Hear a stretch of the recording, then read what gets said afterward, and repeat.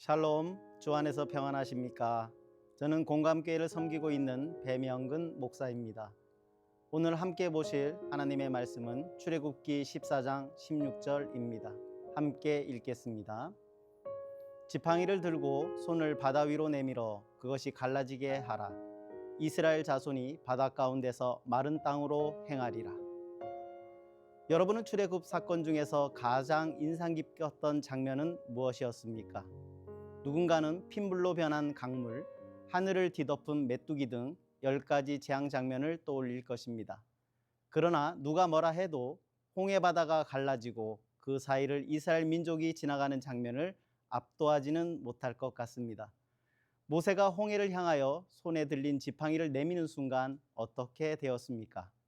바다가 양옆으로 쫙 갈라졌나요? 사실 많은 사람들이 이렇게 생각하게 된 것은 영화에서 이 장면을 좀 더 극적으로 표현하기 위해 임의적으로 각색하여 연출하였기 때문입니다. 그렇다면 진실은 어떠했습니까?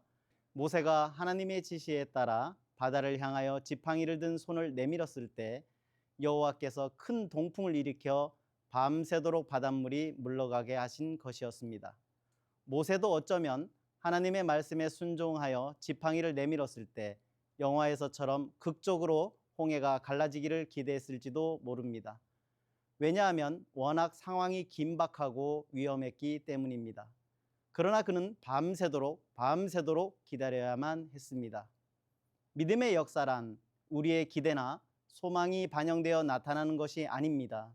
믿음의 역사는 온전한 순종을 통해 주의 뜻이 이루어지는 것입니다.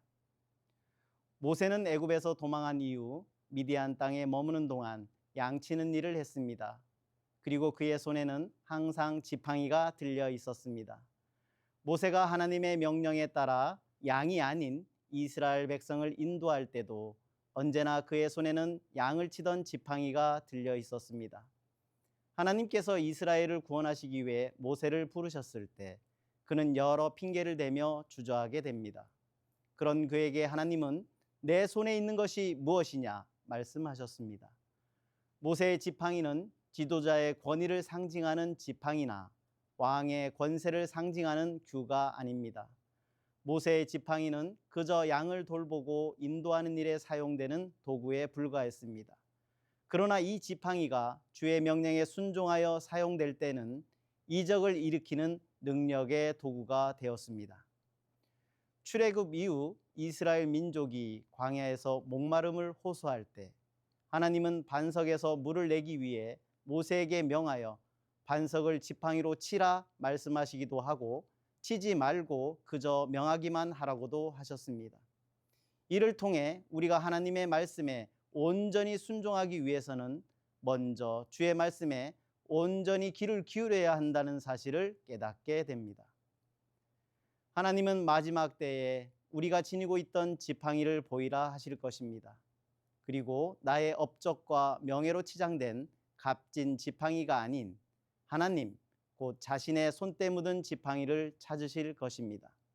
손때는 주의 말씀에 순종한 흔적들입니다. 그에게는 면류관이 주어질 것입니다. 평범한 목자의 지팡이도 순종하게 되면 능력의 지팡이, 곧 하나님의 지팡이로 쓰임을 받습니다. 세상 사람들이 주목하는 화려한 지팡이보다 주님이 즐겨 사용하시는 손때 묻은 지팡이가 되시길 예수님의 이름으로 축복합니다. 아멘.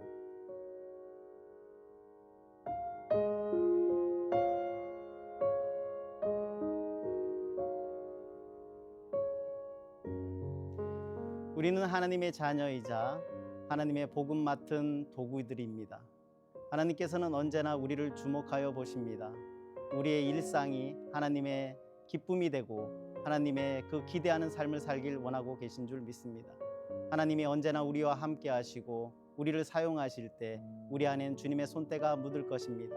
그것은 우리의 영광이 되고 우리 앞에 면류관의 상이 되는 것인 줄 믿습니다.